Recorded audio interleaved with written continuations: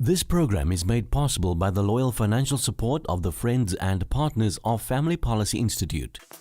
You are the salt of the earth. You are the light of the world.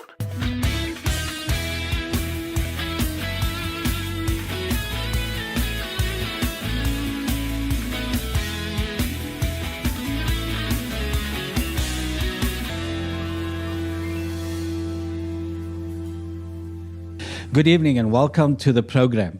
We are recording at Pastor Kenneth Meshoe's office in Parliament here in Cape Town, and I want to welcome Reverend Kenneth Meshoe, the leader of the ACDP, and Steve Swart, ACDP MP and member of the Finance and Justice Portfolio Committee. So gentlemen, welcome to the program.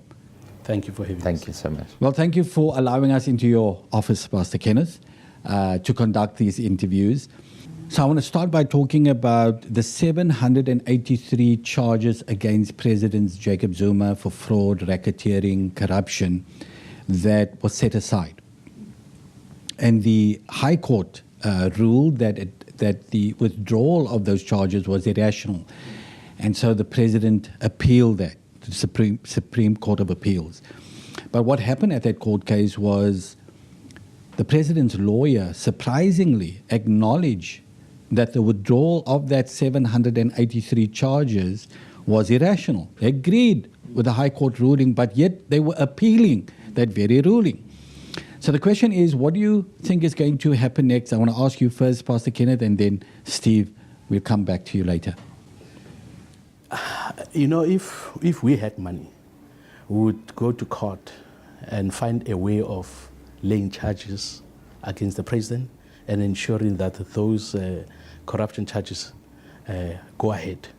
But now, this court case, doesn't it allow for it now for the NPA to reintroduce those charges? My understanding is that it does, but somebody has to push and say, we want this matter to be heard urgently. The fact that it is being appealed, it might drag and drag and drag for a long time. That's why I say if we had money, we'd just go to court and say, let the charges be reinstated immediately. It is going to be a battle between the president and those that want that to happen, because the president does not want to go to jail. Because once they are reinstated, I cannot see how the president will avoid jail. And I believe he belongs there. Now, Steve, the president did say he wants his day in court to face these charges and to answer for it. Wouldn't that be the easiest thing then, is for the NPA to reinstate the charges, for President Jacob Zuma to go to court and then defend against those charges?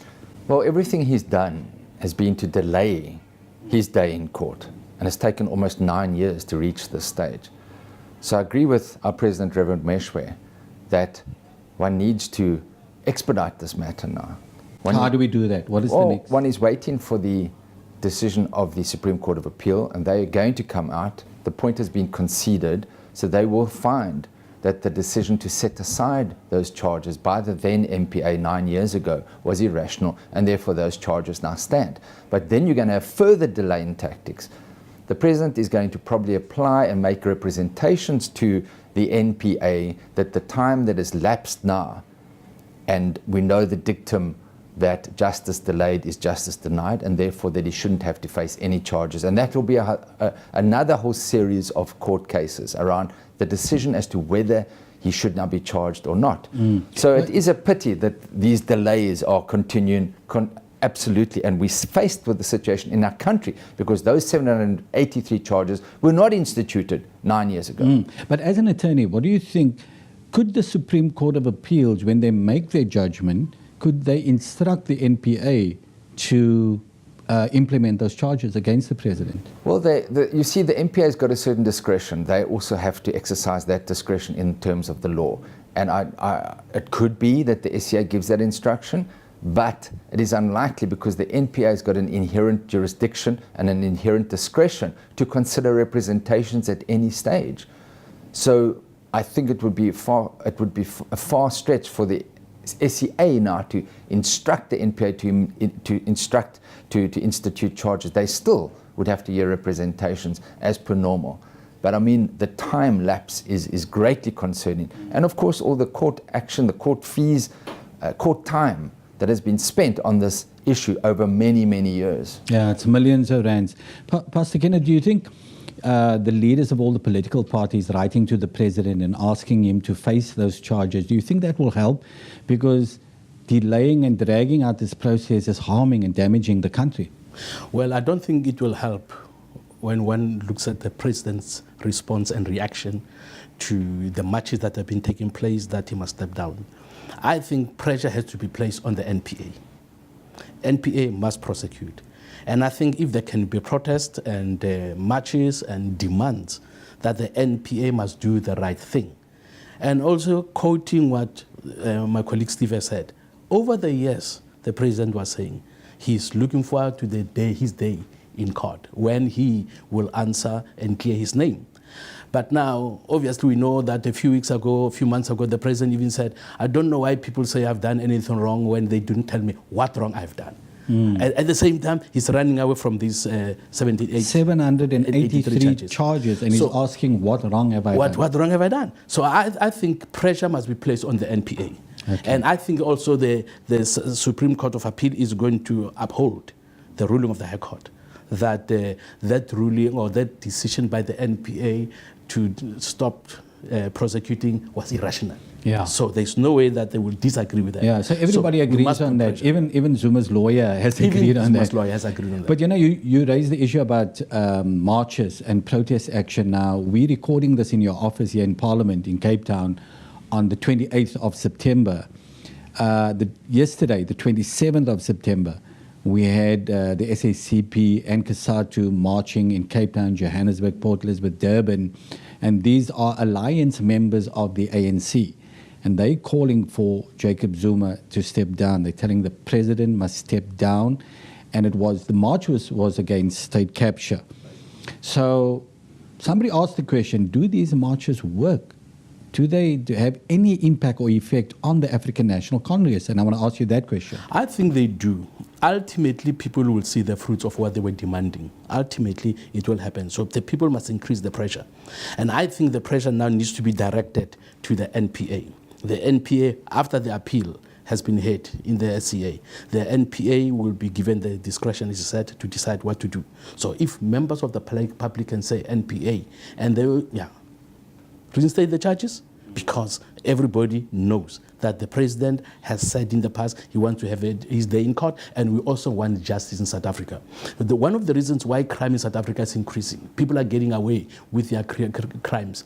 They are saying, if the president has committed so many crimes, I have not committed even half of them, and he gets away with it, so it means we can get away with our crimes. So something has to be done to ensure that crime does not pay. It does promote a sense of lawlessness in the country when you have not only the president but all kinds of members of political leaders, leaders of state institutions involved in corruption and graft and fraud and seemingly getting away with it. And so because people don't see justice, you can foster a kind of state of lawlessness in the country. Now, while that court case was taking place I think it was in Johannesburg, another one was taking place, and that was the DA, and I think the EFF brought the case to the Constitutional Court, asking the court if it could instruct the Speaker, Steve, to implement the impeachment process against the president. So I'm not sure that the court can tell Parliament to impeach the president, but it's based on him lying to Parliament when he made the speech about Nkandla, and the court actually ruled that he did mislead Parliament. So they're saying the court must instruct the Speaker to implement the impeachment process. Do you think this could happen legally? Yes, it could. The Constitution makes provision for impeachment processes, and this is to be distinguished from the motion of no confidence that we've seen in Parliament, and there have been 7 or 8, President, 7 or 8 motions of no confidence, 8, which only require 50%, 51% majority, a simple majority. Now, the impeachment process is where there is a serious violation of the Constitution or misconduct or inability to carry out your office, and that requires a 2/3 majority. And the basis of the court application is that the Speaker did not institute any disciplinary inquiry or committee process following what the President told us in Parliament, where he denied any liability for the Nkandla expenditure. Subsequently, the Constitutional Court found that he breached his oath of office and the Constitution, as well as Parliament. Parliament also breached our constitutional duties. But as a result of that, the argument is in the Constitutional Court that a mechanism should have been instituted by the Speaker to initiate disciplinary action against the President Zuma. So there is a possibility of the Constitutional Court saying that the Speaker has not fulfilled her constitutional duty and possibly giving guidelines as to what mechanism should be put in place. I don't think the Constitutional Court will go too far to say that the Speaker must impeach the President. So it can't instruct, but it can give guidelines. Correct, and I think that is what will probably happen in this case. But even the guidelines, it's almost like the public protector giving guidelines on what should be done as far as state capture is concerned. And even in the Nkandla report, that was ignored. And then the court had to step in and finalize that. So I think it will also be a significant way forward that if the court did give guidelines for impeachment, that it would help Parliament and would help opposition parties to call for, Parliament to fulfill its obligations, its constitutional obligations. Pastor Kenneth. Yeah. No, I agree with my colleague. The Constitutional Court, because of the separation of powers, they cannot give an instruction, you must do this, you must do that, you must impeach, they can't, but they will give guidance. So the Speaker obviously needs courage to take steps that will ensure that the President finally is investigated and is charged. The Speaker can do that, okay, because he lied to Parliament. Yeah. And you cannot get away with such a... They are setting, unfortunately, a wrong precedence. People realize that the President has lied to Parliament, he's getting away with it, so more members can also lie to Parliament and say, if the President got away with it, I will also get away with it. Yeah, a lot of people are losing faith in the constitutional institutions of democracy, like Parliament. Thankfully, the courts have been holding up their end, so it gives people hope. So News 24 had a survey or a competition, it wasn't scientific, but they asked people to vote for the South African of the Year, and most people voted for Meshoe, the Chief Justice. And it's surprising, and I think it's because most people are looking for strong moral leadership, and they see the courts playing the part, even though the executive and Parliament has let them down somewhat. South Africans must look for good moral leadership, not only in the courts, but also in Parliament and in politics. Because the Honorable Chief Justice Meshoe has proved that when you are a man filled with the wisdom of God and you are morally upright, you will ultimately do what your enemies would never thought possible. As you know, that before he became the judge president, he was lambasted, he was criticized, he was condemned for just for saying God spoke to me. Yes. So today he's a hero, and I thank God that a man like that has not failed us, has not failed the believers, but he has maintained his integrity and he has used wisdom, he has been impartial, he has been wise in his judgment, Yes. and he has been very brave. So that man has set a very good standard that I pray that even in the political arena we'll have leaders such as Yeah, Chief Justice. I remember when he was nominated by President Zuma for the post of Chief Justice, the attacks that came against him in the media, all kinds of groups against him. In fact, I came to his defense. I wrote an article in Joy magazine about that, and when I interviewed him a few years ago, I actually showed him that article, that how unfair it was that they attacked this man just because they discovered he was a Christian that depended on the Bible for his guidance. Yes, and it was the ACDP that also supported that nomination from the Absolutely. word go, because he said he was going to pray before he accepted that high office. And we thank God that he became our Chief Justice. So we're going to talk more to Pastor Kenneth and Steve Swart about these issues. We're going to talk about state capture and the fallout from the association with the Gupta family. So more after the break. Don't go away. Welcome back to the program. We at Parliament in Reverend Kenneth Meshoe's office here in 90 Plain Street, and I'm speaking to Reverend Kenneth Meshoe and Steve Swart of the ACDP. We're talking about the news that is gripping everybody's attention. That is the court cases of the 783 charges that were withdrawn against President Jacob Zuma, and then also the court case to instruct the Speaker of the National Assembly to institute impeachment proceedings against the President. So there's so much effort to try to get the President to step down, and it looks like the ANC is deaf to all these cries. On the 27th of September, we had thousands of people march in all the major cities, and these were alliance members of the ANC, the COSATU, who led the march, and the SACP, South African Communist Party. And they are calling for the President to step down because of the harm, the damage to the economy, to our democracy, all kinds of things. And the ANC is just not listening. Pastor Kenneth, why are they not listening? Why are they not getting the message from so many different sectors of society? Well, many of them, we believe, are implicated. Many of them know that if the president falls, he's not going to fall alone. They are, in one way or the other, have benefited from the corruption that has been taking place. And they are also trying to secure their future by ensuring that the president is not prosecuted. But the fact is, they cannot hide or run away forever. The president will find his day in court.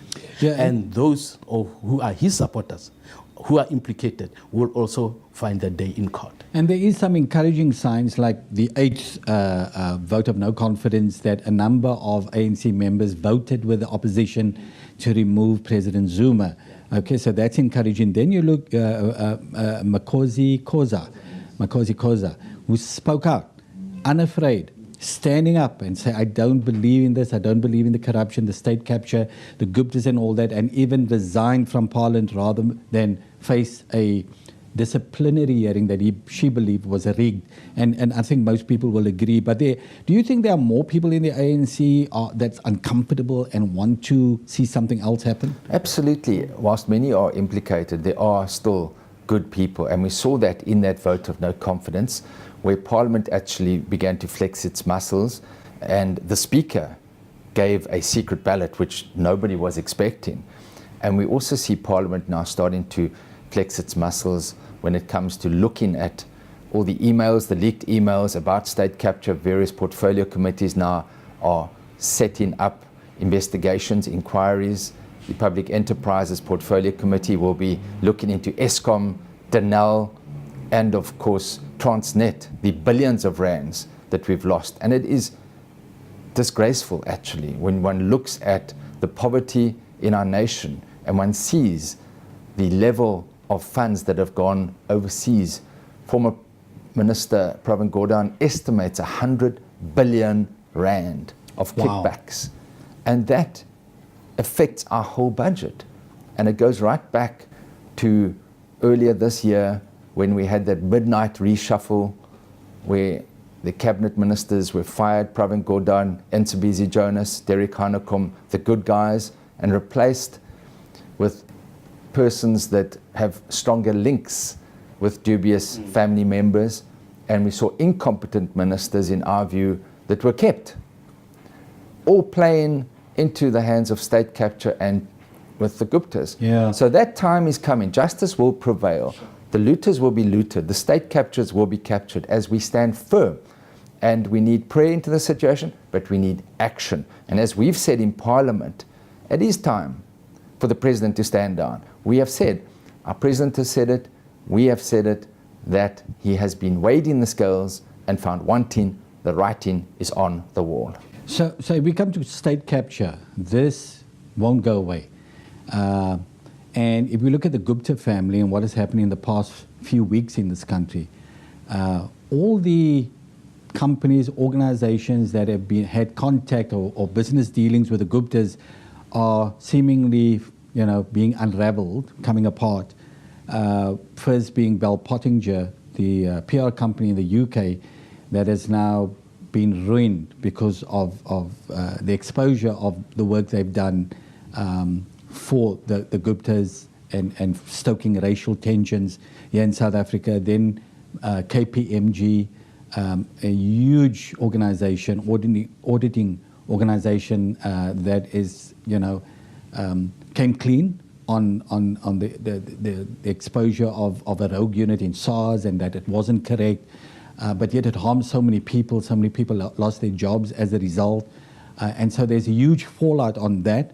Then there's another investigation, a company, McKinsey, in the United States, and on it goes, Pastor Kenneth, but it doesn't appear to have any impact and effect on the African National Congress, and so many of its members is in collusion with the Gupta family. So when is it going to affect the African National Congress?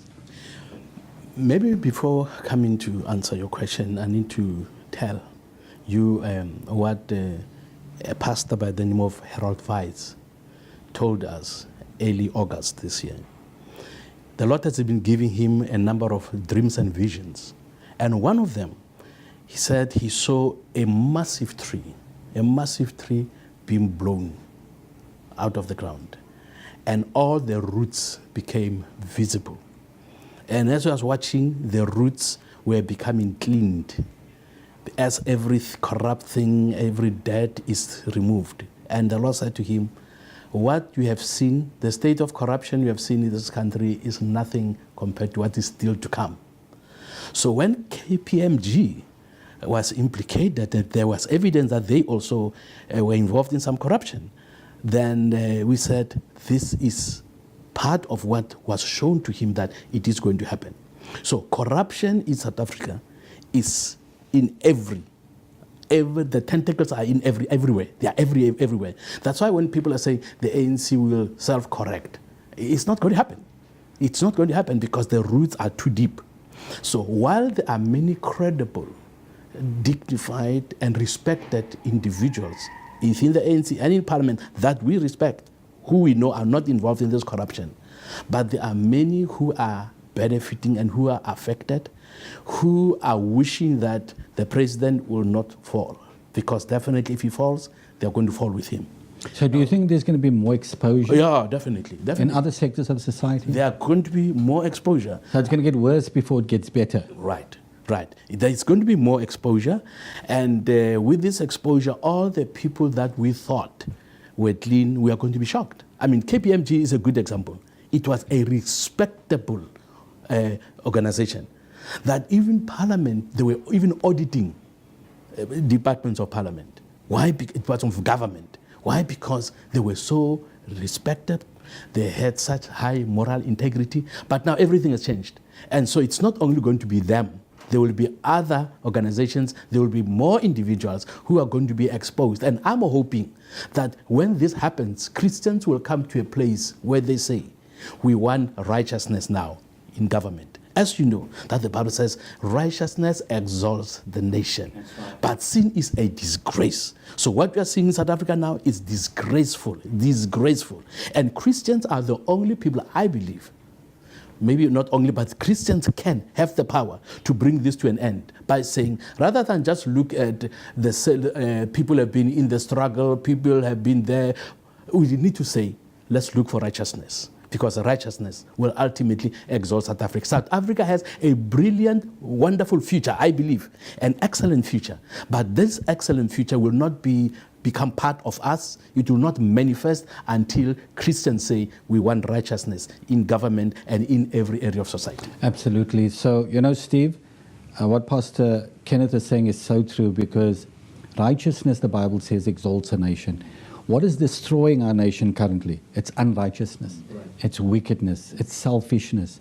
It's corruption. Corrupt men and women taking for themselves, giving no regard to the people of this nation.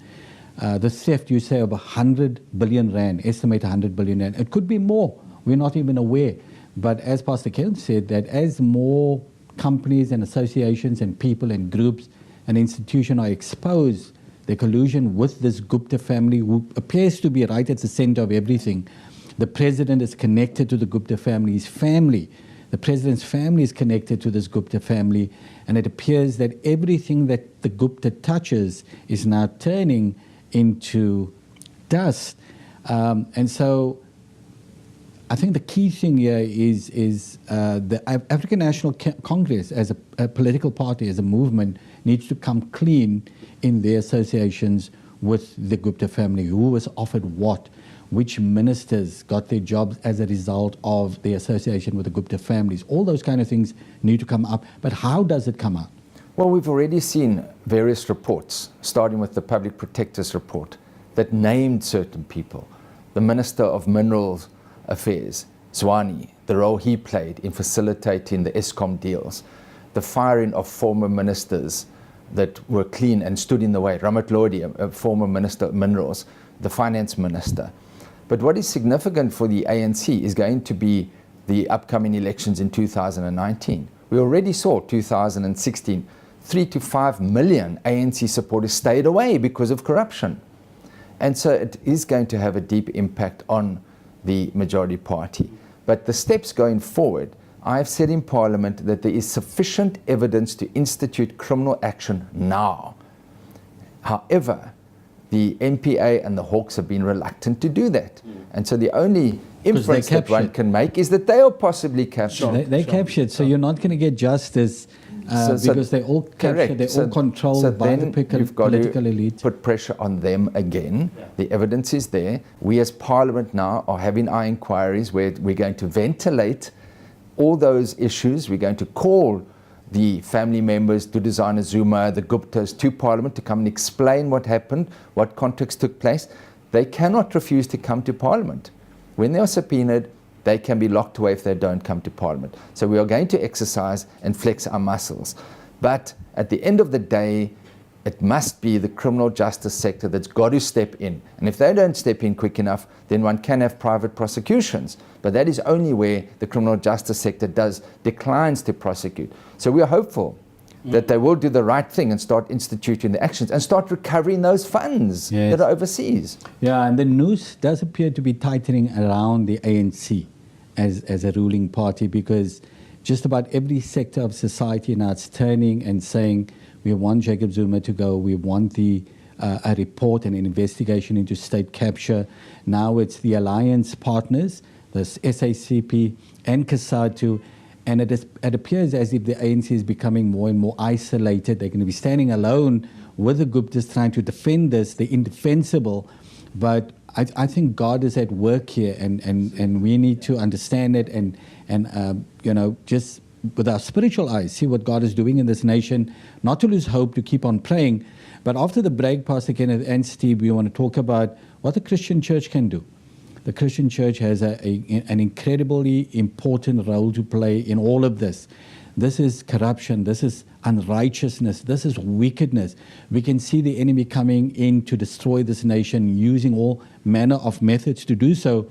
But God has said when the enemy comes in like a flood, God will raise up a standard of righteousness. And we want to talk what that standard of righteousness is going to be. So more with Pastor Kenneth and Steve after the break. Don't go away.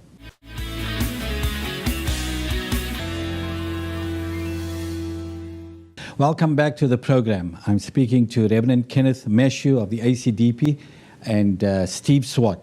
And we are in Reverend Kenneth Meshoe's office in Parliament. And we're talking about state capture. We're talking about 783 charges that were withdrawn from the NPA, the impeachment process. Will they not? All kinds of things happening in our country. But as we talk about this, we're also keeping our eye on 2019. It's going to be I think it's the 5th or the 6th democratic elections for South Africa. And I'm sure most South Africans is looking forward to that date so that they can make a change in our country, because everybody is talking about change. Everybody is talking about the rut South Africa finds itself in. Massive corruption, fraud, racketeering, all kinds of things. Our SOEs, state-owned enterprises, falling apart because of mismanagement and maladministration. So all of these things are weighing down on South Africans. And we've got this election coming up in what could be about 18 months time or less. The question is, we're talking about righteousness and unrighteousness and all of these things. The church has a role to play, Pastor Kenneth. what should they be thinking about now as we head into 2018 and the political parties start campaigning and making promises? What should Christians be thinking about now, praying about now?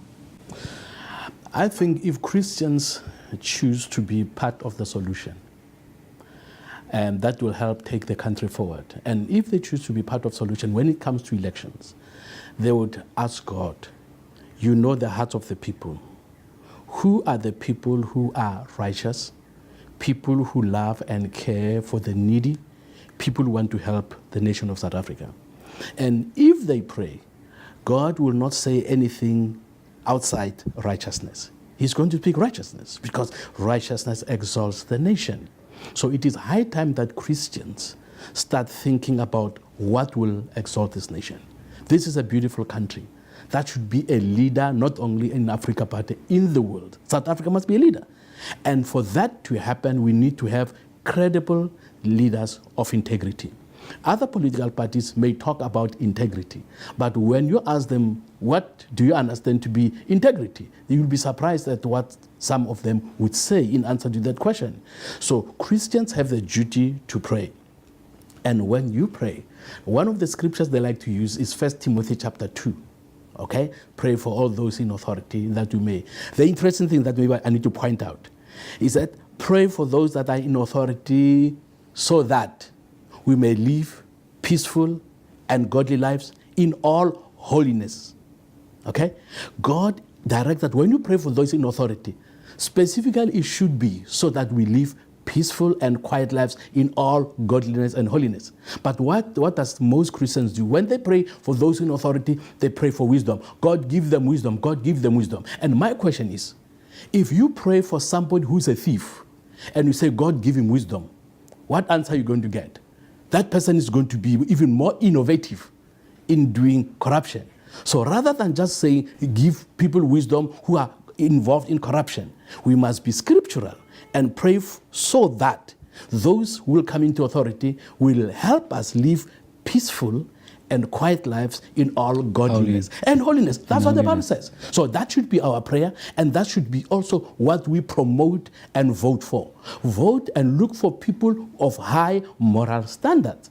Because if you don't do that, then you are going to experience what the scriptures are saying. Proverbs 29:2 says, when the righteous are in authority, people rejoice. What's happening today? Are people rejoicing? No. People who are going to the streets are angry, they are mad, okay? People are upset. Why? Because it is the ungodly that we have put in power. We still have to think and say, do we want to continue with the ungodly ruling over the godly, or we want the godly to rule over the ungodly?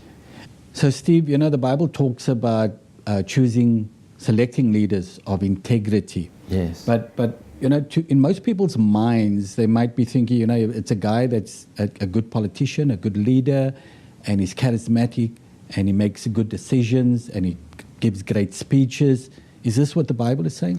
Well, in Exodus, we are taught and we are encouraged to choose leaders, select leaders, elect leaders who are capable, who fear God, who are honest, and will not take a bribe.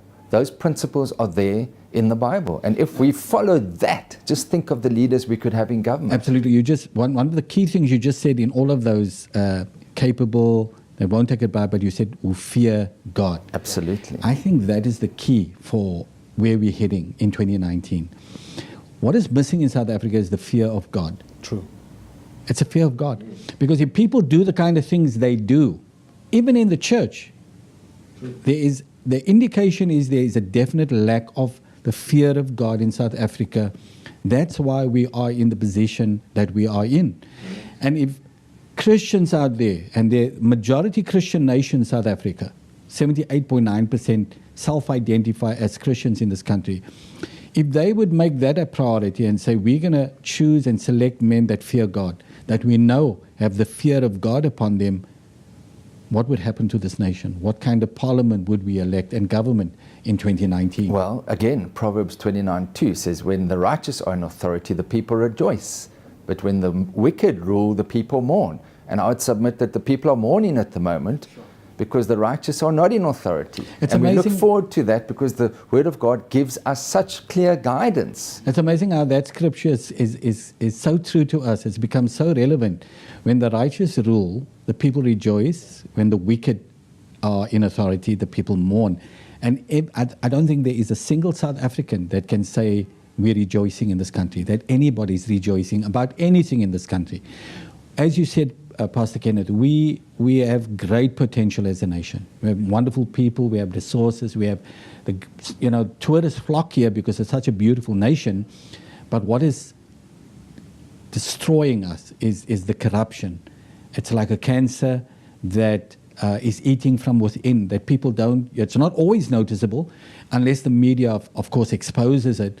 But it's happening all the time, and we have to root that out. And the only way we can do that, Steve, you say, is men that hate dishonest gain, that fear God, will not take a bribe, because that's where we're going wrong. Absolutely. And we in the ACDP, we've got a proven track record. Our Reverend Meshoe has been here since 1994. We've been here since 99. And just think what we could do if we added to our numbers. And that's why it's crucial for the viewers to come alongside us, to partner with us, that we can increase our numbers here, that we can exercise effective oversight from Parliament and be in positions of government.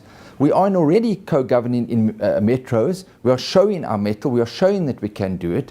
We are holding government to account. But we believe that the time is now for corruption to be dealt a death blow, and for Christians to take up their position as believers in this nation and to be good stewards with servant leadership, stewards of our resources, stewards of our finances, stewards of the SOEs, but with a servant heart to serve the people of our nation. Yeah. You know, when you go towards the elections, everybody, many politicians who want platform in the churches would claim that they are also Christians. And now we spoke about the fear of God. They will also claim, I also fear God. But Jesus answers this question of people claiming that to be what they are not by saying, you shall know them by their fruits. People who run to churches during the elections and in between the elections, there's just a smell of corruption. There's one scandal after the other. They should not deceive Christians by saying, I also fear God, I'm also a Christian. Absolutely. Because Jesus said, you shall know them by their fruits. Now, if our fruits show that we are God-fearing, our daily lives will reflect that. Our daily actions and attitudes will reflect that. I cannot live like a devil during the elections, and during elections I claim I fear God. So people must say, suddenly become a saint. Sunday become a saint. Sunday night become a sinner. Okay? So we have to look for capable, skilled, professional, God-fearing individuals who will use every cent that that government has, taxpayers have given to government to use to help the vulnerable, to help the poor. South Africa should not be having street people. You know, a few years ago, I went to a city called Aziz in Brazil, where we did not see one single street person or hobo. And when we asked the local mayor whether they didn't have poor people in the city, he said, we have them, but there is a way of dealing with them. So South Africa does not need to have all these people. Many times in some areas, it is smelling, it is stinking, there are no toilets, so people just help themselves wherever. It should not be so. If South African Christians in particular help us to have a godly government in South Africa, I promise you the beauty of this country is going to come out. Yes. We will not have even drought. I will dare to say we will not have drought. Why? Because when we obey God, God is going to bless the nation. But when the nation sins against him, he closes the heavens. Amen. We are having poverty, we are having drought. Why? Because as a nation, we have moved away from God. Christians and churches must bring back the issue of righteousness to be in the center. The scripture that comes to mind is, blessed is the nation whose God is the Lord. Right. And we will prosper in all ways if we seek God's face, if we repent of our sins, Yes. humble ourselves before God, God will bless this nation. And so we're heading to an election in 2019. I'm going to be speaking to all the political parties on the show about their track record, what they voted for, what they advanced, And so that you would have a good idea of who to vote for in 2019. We want to keep you informed, but we've got to use the Bible, the scriptures, as our standard. That righteousness exalts a nation. God's word says so it cannot be wrong. And we want this nation exalted. We want South Africa exalted. We want South Africa to prosper. We want every person to have a job. We want every family to prosper, marriages to prosper. And so who we put into places of authority is very, very important. So I want to thank my guests. Once again, Pastor Kenneth, Meshoe, Steve Swart, thank you for opening up your office to us. And we're going to have more of these chats to keep people, especially the Christian community in South Africa, informed and updated and equipped to make good decisions for the future of this nation. So don't go away. We'll be back right after the break.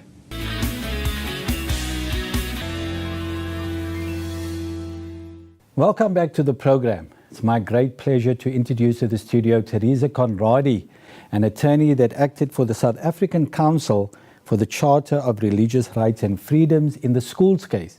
And of course, we're going to tell you what that schools case is, but Theresa, welcome to the program and thank you for joining us.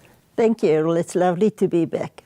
So you represented the Council for the Charter of Religious Rights and Freedoms in this case where a atheist gentleman by the name of Hans Petersen brought a challenge against Christian observance and activity in 6 public schools.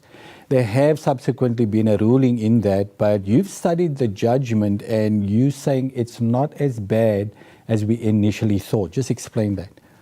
Yes, as you've just said, Mr. Petersen identified these 6 schools with a very particular Christian ethos. And then he identified 71 different Christian observances that were taking place in these schools. The case, and he did this through an organisation, OGOD, Organisasie vir Godsdienst, Onderrig en Demokrasie. And they brought an application to the High Court in Johannesburg, the South Gauteng High Court. The application had 2 legs. As I said, in the first instance, he identified the 72 different observances, and he asked the court to grant an interdict, which would have meant that these schools could not continue with these different observances. The court referred to these observances as of a very general nature to a very specific nature. What was the other leg of the application? First of all, asking court to make a declaration, to give a declarator. Now, what that means in legal terms is that you're asking court to confirm a set of circumstances or a set of facts as being the case. So you asked for a declarator that these 71 different observances would be declared a breach of the Constitution and that it was declared a breach of the national policy on religion in schools. Okay, so if I can just clarify for our viewers' sake, so basically what he was asking for is for the court to declare these religious observances in the 6 public school unconstitutional. Unconstitutional. So his intention was obviously to have it removed completely. Yes, and then Okay. asking that court would stop these schools from continuing with those observances. Okay, can I clarify another point? So if they did, for example, if they did agree with him in his challenge, would that mean then they would remove it from all public schools, not just the 6? Yes, because that's the first part of the application. If those observances were declared unconstitutional, it would have meant that no public school may continue with those observances or similar ones. But the first part, the declarative part, the court allowed the applicant to develop what he was asking for during the court case.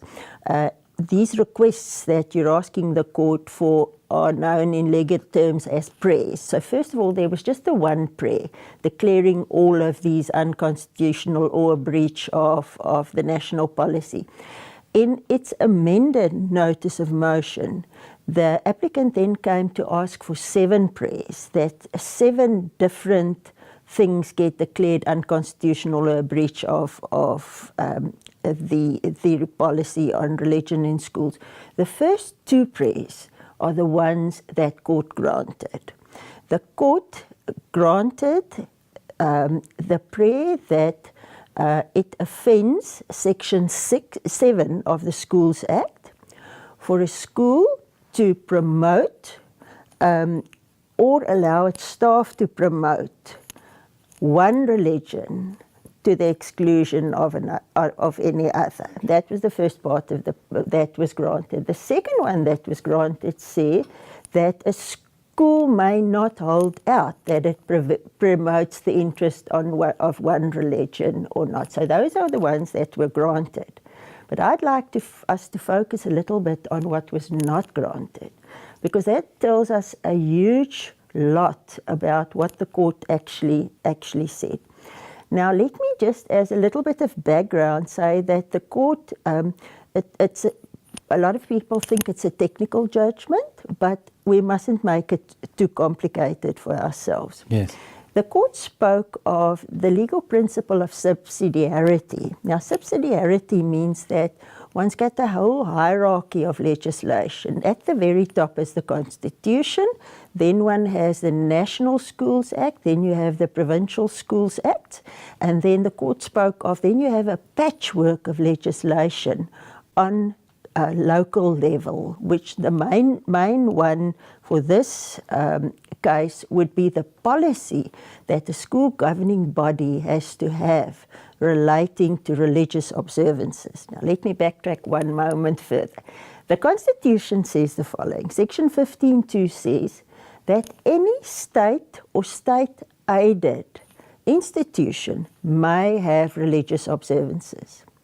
Now, if I can pause there for a moment, Mr. Peterson afterwards said that this is a victory for secularism. Now, Section 15.2 says exactly the opposite. Secularism would like to have religion removed from any state or state-aided institution. So Section 15.2 then allows the school governing body to make its policy. And the policy must, in the first place, be equitable, and the policy must allow that attendance to religious observances are free and voluntary. So that's as I say, when we speak subsidiarity, that's at the top. But the court said something very important. The court said more important are the different policies of these 6 schools. And the applicant did not attack those 6 schools' policies. In fact, he didn't even raise it in his papers. The 6 respondent schools, they brought in their policies. So the principle of subsidiarity says that if the lowest legislation provides sufficiently, then that is where you start. You don't move up. So when it comes to a religious observance, first of all, one must ask yourself whether that particular religious observance complies with the policy of the school governing body.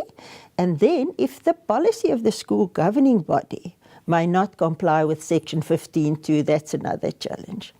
Now, the court really emphasized the importance of school governing bodies.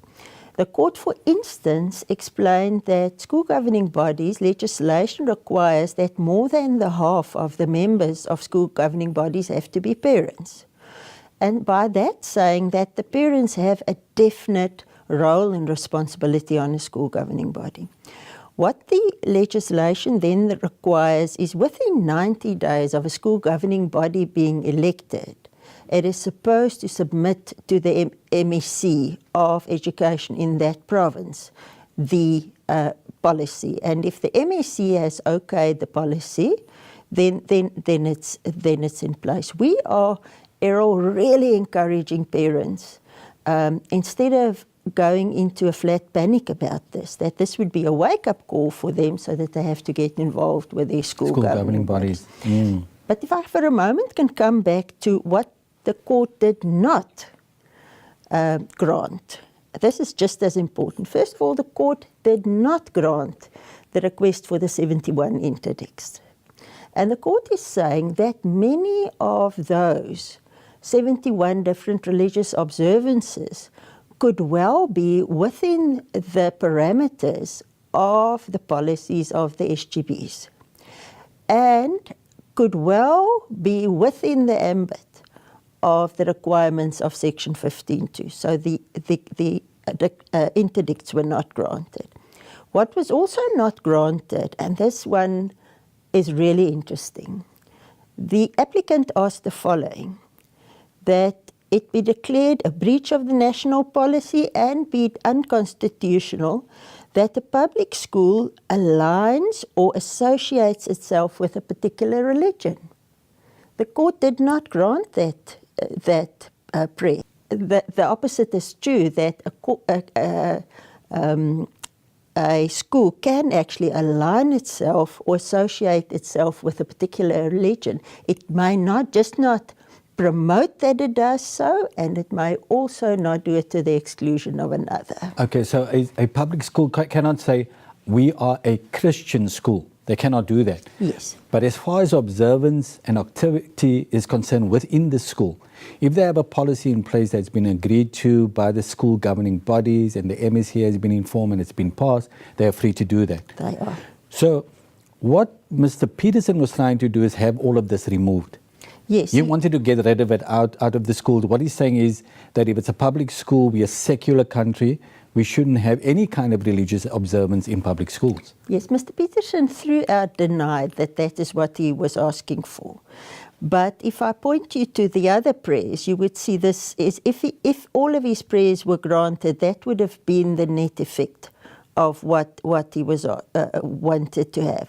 Then he says, he also asked that the court declares it unconstitutional and a breach of policy if any learner, directly or indirectly, was asked to disclose whether or not that the learner adheres to a religion or to which religion the learner adheres. So he did not want schools to be entitled to ask that question. The court did not grant that prayer of his, which means that schools may ask learners what religion they belong to. The next one that he asked for is that it would be unconstitutional breach of policy for the school to maintain any record of the religion, if any, to which the learners adhere, unless it's voluntarily disclosed by the learners. That was also not granted. Now, the next one is very important and very interesting.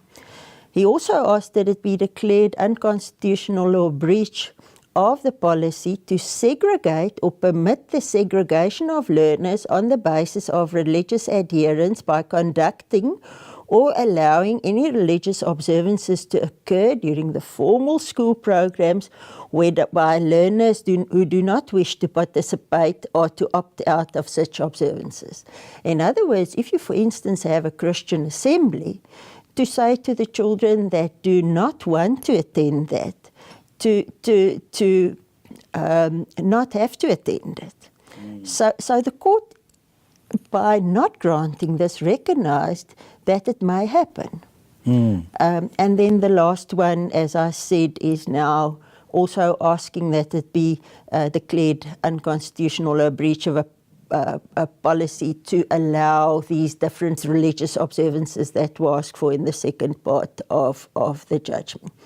So in a nutshell, Errol, what we really think should happen is that there should be very sound consultative processes happening at schools, where you have all the parents of whatever religion saying to one another, this is what we feel comfortable with. If our child is, let's say it's a school with a predominantly Muslim ethos, to then say, I do feel comfortable or I do not feel comfortable for my child to attend that observance. So the parents have to decide that, and of course the school governing bodies then put the policy in place. Absolutely. So Theresa, we want to thank you for coming in. Thank you for the great work you're doing. You fighting for Christian values and principle on a whole host of issues, not only this one. So we want to encourage you to continue fighting the good fight, and we hope to see you in the studio soon again to talk about some other issues. Thank you for having me, Errol.